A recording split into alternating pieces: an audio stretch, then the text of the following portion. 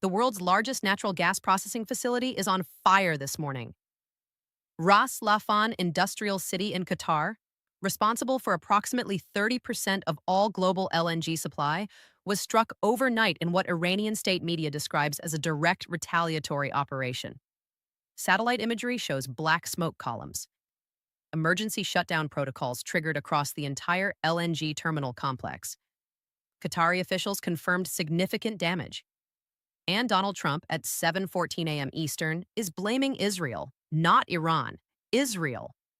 A sitting American president publicly assigning blame for the destruction of the world's largest gas facility to America's closest regional ally is the sentence that changes the political architecture of this conflict as fundamentally as the strike changes its economic architecture. Before we go deeper, hit the subscribe button right now and turn on notifications. What happened at Ras Laffan last night is not just an energy story. It is the moment this conflict fully transformed into a global economic crisis with consequences for every person on Earth who pays an energy bill. Subscribe now. I will wait. Here's the fast version of how we got here. Israel struck Iran's South Pars gas field in week 2 of this conflict. South Pars is the Iranian side of the world's largest natural gas reservoir, a geological formation that straddles the maritime boundary between Iran and Qatar. The Qatari side of that same formation is called the North Field. Ras Laffan is the industrial city Qatar built on its coastline specifically to process North Field gas into LNG for export. When Israel struck South Pars, Iran publicly warned that any damage to shared energy infrastructure would produce a symmetric response. That warning was issued through Iranian state media and was specific enough that energy market analysts flagged it in real time. 72 hours later, Iran struck Ras Laffan. The symmetry is deliberate and documented. Israel hit Iran's gas. Iran hit the gas facility connected to the same geological formation on the Qatari side. That targeting logic is not random. It is a message to every Gulf state hosting American military assets that shared energy infrastructure is now a legitimate target in Iran's operational framework. Ras Laffan is the facility whose damage produces global consequences that no other single target in this conflict could produce.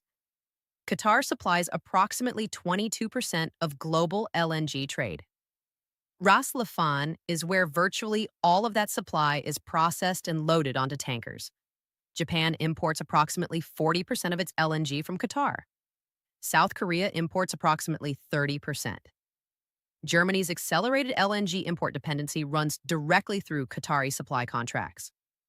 Every European government that refused Trump's request to send warships to the Strait of Hormuz is now facing the direct economic consequence of a supply disruption at the facility their own energy security depends on. The political geometry is extraordinary. Trump's blame statement is the detail that every outlet is covering as a sidebar and that I am covering as the lead.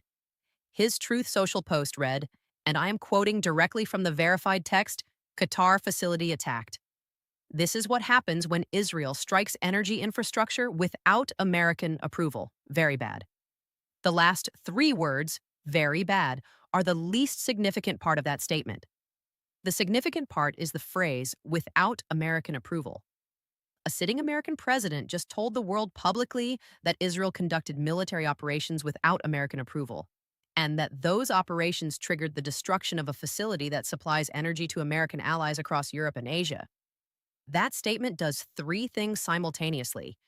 It distances the United States from the Israeli strike on South Pars, establishing a political separation between American and Israeli military decision-making at the exact moment American allies need someone to blame for their energy crisis.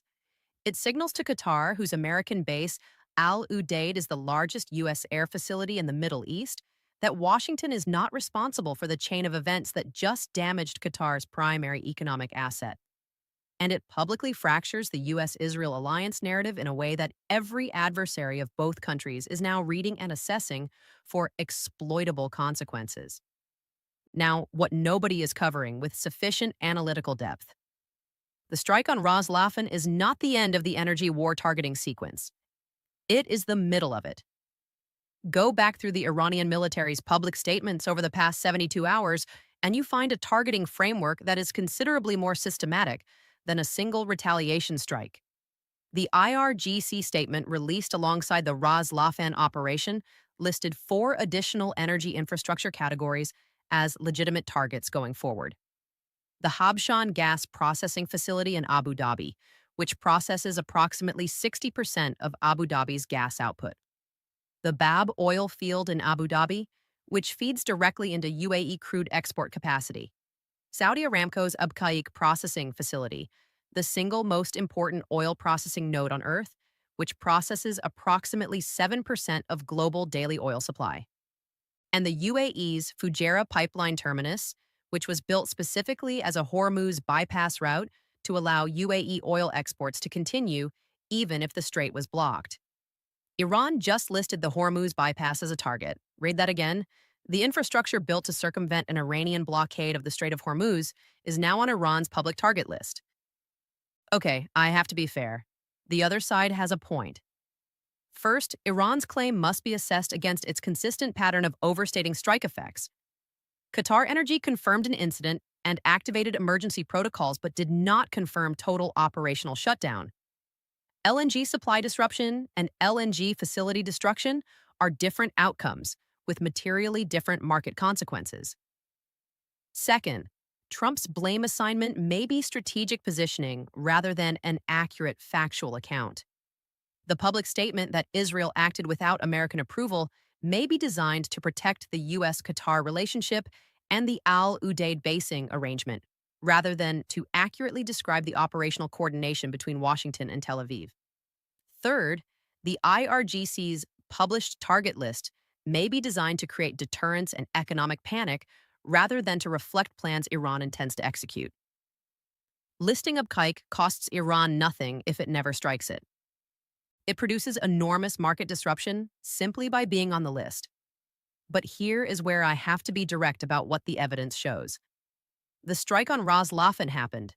The targeting logic connecting it to South Pars is documented and explicit. Iran warned publicly that symmetric retaliation would follow the South Pars strike. 72 hours later, it arrived, precisely at the other side of the same geological formation.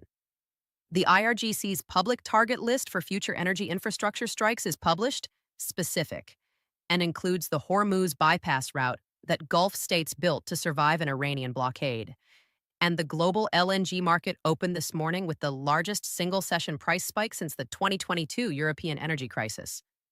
That is not a prediction. It is a current market reality reflecting the assessed probability of further supply disruption by energy traders who have read the same target list. Here is what you need to watch. Qatar Energy's operational status update is the most important single data point for the energy market in the next 48 hours. Any statement about partial operational restoration versus full shutdown will determine whether the LNG price spike stabilizes or accelerates. Watch the U.S.-Qatar diplomatic response. Qatar hosts Al Udeid.